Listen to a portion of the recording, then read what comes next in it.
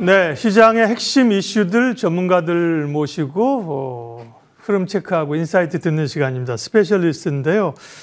오늘은 AI 버블론과 엔비디아 실적, 우리가 당면한 굉장히 중요한 현안들이죠. 이주환 인더스트리 애널리스트 함께 하겠습니다. 어서 오십시오. 예, 안녕하십니까. 그러니까요. 엔비디아가 실적이 어떻게 나올까?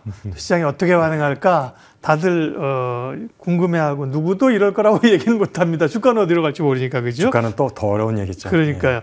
근데 최근에 엔비디아 관련해서 손정희의 소프트뱅크가 지분 전량을 매각했다. 또 피터 틸이라는 거물이 지분을, 이분도 전량입니다. 물론 전량이라고 한 게 전체 엔비디아 주식수 이런 것도 따져봐야 돼, 그죠? 그 사람들 가진 전량이 전체 한해는 따져봐야 되겠지만, 이렇게 우리가 알만한 사람들이 엔비디아 지분을 매각하고 있다.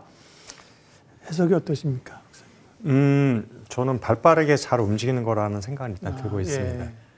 그러니까 지금 결국에는 이제 큰 그림에서 AI 버블론과 관련해서 그렇죠. 이제 관심이 있는 뉴스들인 네. 거잖아요. 이런 얘기가 나오면 버블론이 맞나 보다라고 했다가 또 뭐 실적 잘 나오면 에이 버블론 아니야라고 그렇죠. 이게 우리가 네. 하루하루가 다른 이제 그런 심리를 갖게 되는데 일단 AI가 버블이냐 아니냐에 대해서 저의 개인적인 견해를 물어보시면 아직은 버블이다 아니다를 말할 수 없는 시점이다라는 게 정확한 것 같습니다. 그게 무슨 의미인가요? 이게? 제가 사실은 이제 AI 시장에 대해서 최근에 가장 쉽게 일반 투자자를 위해 예를 든 게 고속도로거든요. 네. 고속도로를 건설하는데 그 돈을 건설비를 대는 사람들이 지금 빅테크 기업들인 거고요. 고속도로 건설하는 게 엔비디아 하이닉스와 같이 하드웨어 기업들, 네. 칩을 만든 기업들인데 고속도로가 완공될 때까지는 누가 돈을 버느냐? 건설사들이 돈을 벌죠. 그렇죠. 예. 그러면 고속도로 건설이 완공된 시점 이후로는 돈 된 사람들이 통행료를 징수하는 사업자들이 돈을 버는 건데 예. 지금 시점을 보면 내년까지가 고속도로를 건설 중이라고 저는 생각을 하고 있어요. 내년이 고속도로가 완공되는 시점. 네. 그러니까 돈을 대고 있던 빅테크 기업들은 지금 돈을 못 버는 게 맞아요. 완공되지 않은 고속도로에서 통행료를 징수할 수가 없거든요. 예. 그래서 근데 지금 돈을 못 버니까 버블이다라고 하는 거는 논리상 맞지 않는다는 얘기를 하는 거고 그러면은 하드웨어 기업들이 마냥 돈을 버느냐 그것도 아니다. 완공이 되면 일단은 일단락이 된다. 내년까지가 하드웨어 기업들, 반도체 칩 AI 관련해서 돈을 많이 벌었던 기업들이 네. 마지막 이제 피크라고 저는 생각이 되고 있고 그래서 2027년이 되면 돈 버는 주체가 바뀌는 거다. AI 산업 자체가 뭐 없어지는 게 아니라 네. 그래서 하드웨어 기업들이 실적에 이제 AI 쪽에 대한 수혜가 없어진다고 해서 버블이 되는 게 아니라 주체가 바뀌는 거기 때문에 큰 그림에서 이제 바톤 터치가 되는 시점이 2027년으로 보는 거고 네. 그렇게 되면은 이제 아까 말씀드렸던 그 큰 손들이 1년 먼저 움직였다라는 느낌이 내년이 이제 그 전환된 시점이니까 아직 누군가 돈 벌지 확실치가 않잖아요. 현재로서는. 그렇죠. 예. 모든 기업이 돈을 벌지는 않을 거예요. 투자를 했다고 해서.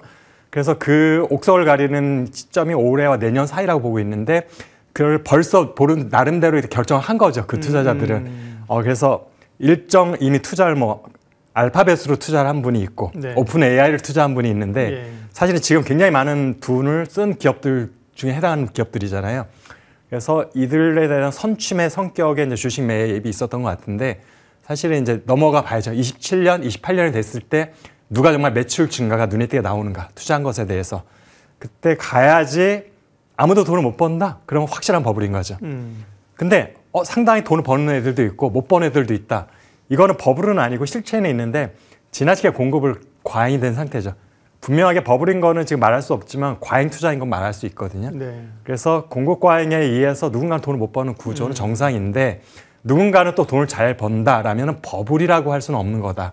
그런데 지금 시점에서는 그걸 알 수 없다라는 게 저의 개인적인 결론입니다. 네. 고속도로 건설에 비유해서 네, 하드웨어, 소프트웨어, AI의 길들을 말씀을 해 주셨습니다. 당장은 이제 엔비디아의 실적 그리고 이제 시장의 반응 이게 이제 궁금한 게 소위 이제 최근에 AI 버블을 다시 잠재우고 갈 거냐 아니면 역시나 고민했던 것이 좀 나오네라고 생각할 수 있잖아요.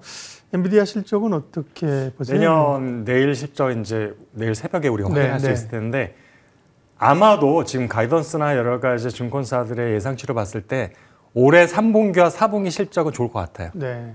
성장률도 좋을 것 같고 영업이익률도 잘 나올 것 같고 근데 그렇다고 해서 버블론이 잠재워지는 건 아니라는 것이라고 일단 말씀드리고 싶고 그럼 본격적으로 엔비디아 실적에서 우리가 버블인지 아닌지에 대한 힌트를 볼 수 있는 게 어느 시점이냐 내년 중에 있을 거라 보는데 네. 이제 분기별로 발표한 실적 중에 매출 성장률에 저는 관심을 갖고 있습니다. 그러니까 매출 총이익률이나 뭐 주당 배당이라든지 아니면 영업이익률은 크게 중요하지 않고요. 매출 증가율이 작년 같은 경우는 거의 200%, 150%였다가 올해는 90%, 55%까지 떨어졌고 만약에 내년도 어느 시점에서 1분기일 수도 있고 뭐 4분기일 수도 있지만 엔비디아가 실적 발표했는데 매출 증가율이 50% 밑으로 떨어졌고 그게 이례적인 게 아니다라고 하는 순간 더 이상 엔비디아는 현재 받고 있는 고 PR의 이제 밸류에이션을 받을 수 없게 되는 거죠, 월가에서. 지금까지 엔비디아가 굉장히 거대 기업임에도 불구하고 스타트업에 준하는 높은 PR이 용인됐던 거는 높은 성장률이 가능했기 때문인데 만약에 성장률이 20% 30%면 이건 사실은 다른 IT 기업과 다를 게 없어지는 거예요. 그러면 나스닥에서 그들이 받고 있는 적정 PR 25에서 30 사이를 받아야 되는데 갑자기 이익이 2배가 될 수는 없으니까 주가가 하락할 수밖에 없는 구조. 네. 그래서 그거를 내년 중에 실적을 잘 보시다가 매출 증가율이 50m로 떨어지는 시점이 보이면 빠르게 탈출하는 게 좋지 않을까 생각합니다. 네. 엔비디아의 실제 사실 뭐 대단한 성장률인데 그렇게 성장 기업들은 사실 우리가 탑라인을 보는 거잖아요. 매출을 보는 거잖아요. 그죠? 이익 구조보다도 탑라인이라는 게 재무적 페이지 메뉴에 있는 매출단을 그렇죠. 보는 건데요. 네. 매출 성장률을 주목해 보라고 하셨고 어쨌든 그 AI의 과잉 투자와 기대와 우려 사이에서 국내 반도체 업체들은 수혜를 누리고 있는 겁니다. 그리고 특별히 HBM은 뭐 하이닉스가 주도했는데 최근에 메모리 가격이 많이 오르고 특별히 삼성전자가 뭐 메모리 가격 많이 올리고 뭐 고정거래 가격도 잠시만 뭐 미룰 정도로 좋다고 그러는데 실제 메모리 칩 이게 부족 사태 이게 실체이고 장기화될까요? 예. 공급 부족 상태인 게 맞고요. 예. 그래서 가격이 오르고 있는 거고 내년에도 공급 부족 상태가 이어질 거라고 생각을 하고 있습니다. 네. 여러 가지 수치들로 봤을 때 내년에도 가격 상승이 좀 이어질 거라 보고 있어서 가격 상승이 이어지면은 하이닉스 실적도 물론 좋아지겠지만 삼성전자는 사실은 HBM을 제한 부분에 볼륨만 놓고 봤을 때 더 큰 수혜가 예상이 되잖아요. 예. 볼륨 자체가 크기 예. 때문에. 근데 HBM은 제가 볼 때 올해보다 내년이 되면 마진율은 점점 낮아질 수밖에 없어요. 왜냐하면 삼성전자 본격적으로 이제 경제 가세를 하기 때문에 그래서 가격 주도권이 고객사 쪽으로 조금씩 더 이동할 수밖에 없고 그러다 보면 마진율은 낮아지는데 일반 다른 제품들은 오히려 높아지고 있는 거죠, 마진율이. 왜냐하면 제조 비용은 똑같은데 네. 판가가 높아지고 있으니까. 그래서 아마도 내년 1분기부터는 아마 올해 4분기도 약간의 영향이 있을 것 같고 삼성전자의 실적, 특히 이익 쪽에서의 빠르게 개선되는 속도가 하이닉스보다는 훨씬 더 빠르다는 게 피부로 느껴질 수 있다. 네. 이런 생각을 하고 있습니다. 디램 쪽에 가격도 오르고 또 삼성전자가 이제 디램 쪽에서 수율을 꽤 전보다 잡고 있다 이런 얘기들. 최근에 심지어 네. 파운드리도 수율이 많이 안정됐다는 얘기가 그러니까요. 있고요. 예. 적자가 많이 줄고 있는 것 같습니다. 네, 사석에서 오히려 지금은 사실 삼성전자와 SK 하이닉스만 보면 하이닉스가 삼성전자를 이제 제끼고 이제 가는데 HBM만 보면 오히려 조금 더 고민이 많고 뭐 생각해야 될 케이스가 하이닉스가 되는. 예를 들면 메모리 시장 커지면 삼성전자 캐퍼가 있으니까 간다. 근데 HBM 시장은 커지는 물량은 많고 SK 하이닉스가 선점한 건 맞는데 그만큼 이전에 어떤 지위를 누릴 수 있느냐 그리고 HBM 시장 이 아닌 다른 시장이 크는 거를 어떻게 하이닉스가 커버할 수 있느냐 이런 고민이 있겠어요?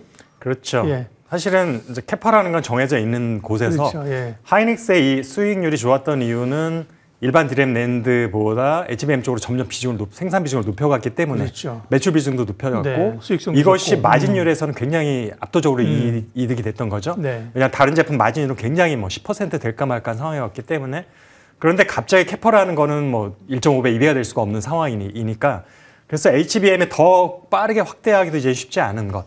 왜냐하면 다른 제품도 가격이 올라가고 있는데 굳이 얘네를 희생해서 HBM을 해야 되는가라는 고민이 네. 생기는 부분도 있고 그런데도 불구하고 내년에 설비 투자를 그럼 공격적으로 할 거냐?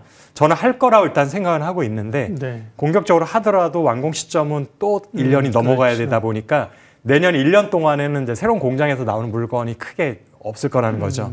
그럼 현재 캐파 놓고 봤을 때 하이닉스의 고민이 자 마진율이 점점 낮아지지만 아직은 높은 HBM에 중점을 줄 것인지 아니면은 캐퍼 자체도 사실 더 큰 건 HBM 아닌 쪽이 더 많거든요. 그렇죠. 하이닉스조차도 네. 아직은. 그쪽을 증설할 이쪽에 것이냐. 볼륨이 더 크고 아직은 마진율이 낮지만 점차 마진율이 높아지는 이쪽에 매출 비중 더 높게 가져갈 건지 네. 이거 이제 밸런스 게임을 잘해야 되는 상황인 거죠. 그리고 증설했을 때 사실 가격이 또 지금처럼 지켜준다는 보장도 없는 거죠. 어렵네요, 그죠? 그러니까 지금 내년 증설할 때도 고민인 거예요. HBM 쪽을 여전히 더 많이 늘릴 건지, 그러니까. 아니면 이제는 다른 쪽을 늘릴 건지, 그게 그 다음 번에 갔을 때 물량으로 이제 환산될 거니까요. 그게 투자 판단이죠. 네, SK가 하이닉스를 산다 그럴 때 아마 전문 경영인들이 엄청 말렸을 거예요. 왜 그러십니까? 근데 뭐 사실은 영향력 있는 최태원 회장이 결정하고 그죠? 수혜를 지금 누리고 있는 거잖아요.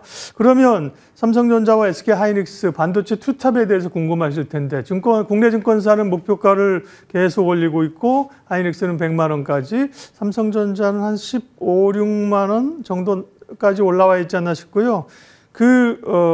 반도체 난리를 쳤던 모건 스탠리도 삼성전자 17만 원, 하이닉스 85만 원 목표가 줬는데, 네. 이런 목표가 상향 경쟁에 대해서 전 애널리스트로서 지금 또 어떻게 보세요? 네. 저도 사실은 애널리스트이기 이전에 네. 개인 투자자잖아요. 네. 그러면 일단 사실은 증권사 리포트들 나오면 뭐 눈여겨보게 되죠. 네. 특히 반도체 섹터는 뭐 제가 주식을 안 갖고 있더라도 보게 네. 되는 부분인데 거의 공통점이 있습니다. 주가가 먼저 오르면 목표가 상향된다라는 특징을 갖고 있죠. 주가가 떨어지면 조금 있다 목표 주가가 하향된다. 그래서 어떻게 보면은 좀 후행하는 특성이 너무 많다. 네. 증권사의 목표 주가라는 것들은. 그래서 사실은 지금 뭐 얼마까지 간다라는 게 갈 수 있을지 없을지는 뭐 아무도 모르는 일인데, 저도 지금 고민인 게 분명히 내년 중에 큰 폭의 조정이 있을 거라 저는 보고 있어요. 하드웨어 기업들은 이제 네. 내년 끝물이기 때문에. 그런데 지금 증권사 목표가를 찍고 내려갈 건지 찍어보지 못하고 조정을 받을 건지, 그건 타이밍의 문제거든요. 그렇죠. 조정받는 타이밍이 저 뒤로 밀려 있으면 한창 더 올라갈 수도 있는 거다 보니까, 그래서 그 타이밍에 따라서 그 목표 주가를 터치할 수도 있고, 잠깐이에요. 터치해봤자 머물 수도 있는 건 아니고, 아니면 아예 터치조차 못하고 한동안을 또 기다려야 되는 인구의 시절이 와야 되는 건지, 네. 이제 그 부분은 저도 자신 있게 말씀 못 드리겠습니다. 그거는 이제 국내 반도체가 업황이나 안 좋다는 게 아니라 아까 말씀하신 AI의 전체적인 산업 사이클에서 그렇죠. 그게 이제 하드웨어가 어느 정도 할 일을 하고 다음 단계로 소프트웨어나 예를 들면 뭐 물리적 AI로 넘어가는 그 과정에서 일단 우리도 영향을 받을 수밖에 없다는 그런 얘기죠. 그렇죠. 이건 어떻게 보면 사이클이고, 네, 그러니까요. 예. 우리가 AI 사이클이라는 거를 다 묶어서 하나의 사이클인 거예요. 네. 그래서 하드웨어의 시대, 소프트웨어의 시대를 묶어서 하나의 AI 사이클이 되는 건데, 이제 역할이 바뀌는 거라는 걸 인식하시면 될 것 같고, 그래서 사실은 개인적으로 투자 전략에 대한 조언을 물어보시는 분이 많다 보니까 그럼 차라리 그때 사면 역발상으로 해서 그러니까 왜냐하면 좋은 기업이잖아요. 그렇죠. 망할 회사들이 네. 아니기 때문에 예. 지금 약간 고평가되어 있는 부분들이 정상화가 됐을 때 싸게 산다면 그 다음에는 옳은 일밖에 안 남는 거기 때문에 그렇게 투자 역발상으로 하는 것도 저는 굉장히 좋은 전략 같습니다. 많은 분들이 그때가 정말 올까요? 지금 주식이 날 버리고 가는데 그 이렇게 부분에 생각하는 대해서 거죠. 이제 확진이 필요한 거죠. 그러니까요. 네. 근데 그때쯤 되면 목표 주가 계속 내려갈 거거든요. 네. 그러니까 고민이 많아질 것 같긴 합니다. 그러니까 그게 결국은 이제 밸류에 의해서 실적에 의해서 가는 거고요. 그러면 삼성전자, SK 하이닉스가 어쨌든 지금은 이제 움츠려서 펴고 가고 투자를 해야 되는 단계고, 뭐 꼭 대통령 만나서 한다는 게 아니라 사실 스케줄 따라 그 투자 스케줄이 있잖아요. 투자를 늘리게 되게 되면 결국은 소부장을 주목하게 되는데, 소부장은 어떤 포인트로 봐야 될까요? 근데 내년에도 제가 볼 때 국내 기업들이 과거의 학습 효과가 상당히 있는 것 같아요. 예. 이게 조금 좋다고 해서 돈 잘 번다고 해서 과잉 투자라면은 바로 그 다음에 불황이 심하게 오는 걸 몇 번 경험했기 그렇죠. 때문에 예. 그래서 내년에 투자 금액을 확실히 늘릴 것 같긴 해요. 한국 기업들이 그동안 한 2년 동안 너무 보수적으로 했거든요. 그동안 중국은 굉장히 공격적으로 했었기 네. 때문에 안 할 수는 없는데, 지금 제가 생각하기에는 굉장히 섹터별로 좀 차별화될 것 같아요. 같은 반도체 메모리 중에서도. 그러니까 D램과 낸드 중에서도 낸드 쪽이 좀 더 공급 과잉이 심한 상태거든요, 지금. 네. 그래서 그 비중도 낸드는 많이 안 하고 D램을 늘릴 수도 있고, 그리고 사실은 전공정이 비중을 보면 설비투자 한 90%를 차지해요. 88에서 90%. 그런데 증가율로 보면 최근에 전공정 쪽의 성장률보다는 후공정이 월등히 높은, 3배 정도 높은. 예. 이 얘기는 이제 설비투자 금액은 똑같이 늘어나더라도 취백 개수가 늘어나는 걸 제한시키고 고부가치 쪽으로 지금 투자를 집중하겠다라는 의도가 있어요. 네. 그렇다 보면은 우리 장비 소부장에서도 전공정들이 받는 수혜보다는 설비투자 늘렸을 때 테스트나 패키지 쪽의 후공정 쪽 기업들의 매출 증가가 좀 더 전 눈에 띌 거라고 생각합니다. 네. AI 버블 우려부터 국내 반도체 예약까지 정말 깊은 이야기를 들었는데요. 반도체주는 그러면 어떻게 하고 언제 사면 되느냐 이미 다 말씀하셨고요. 그럼 결국은 이제 좋은 기업을 고르고 있어야 그죠? 더 올라갈 거라는 확신에 뭐 갈 때까지 가든 그죠? 조정을 기다렸다 사든 기업을 포커싱할 땐 그럼 어떤 업체들이 좋은지 뭐 AI의 흐름 관련해서 뭐 글로벌 업체도 좋고 국내 기업도 좋고 네. 좀 더 큰 그림을 얘기하자면 이제는 하드웨어 기업은 돈을 어느 정도 수익이 났다면 네. 한동안은 조금 묻어둔다기보다는 좀 빠져나와서 지켜보는 게 좋다고 생각이 되고 그렇다면은 우리가 초반에 잠깐 얘기했지만 이제 소프트웨어 기업 중에서 네. 누가 그러면은 돈을 많이 벌 수 있는가?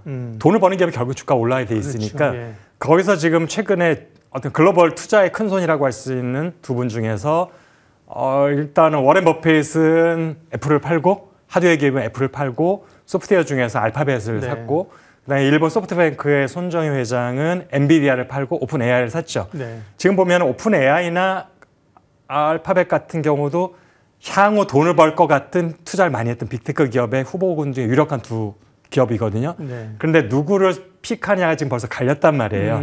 투자의 귀재라고 하는 분들 중에서도. 네. 그리고 이 두 개 말고도 한 서너 개가 더 이제 우리들이 생각할 수 있는 기업들이 있죠.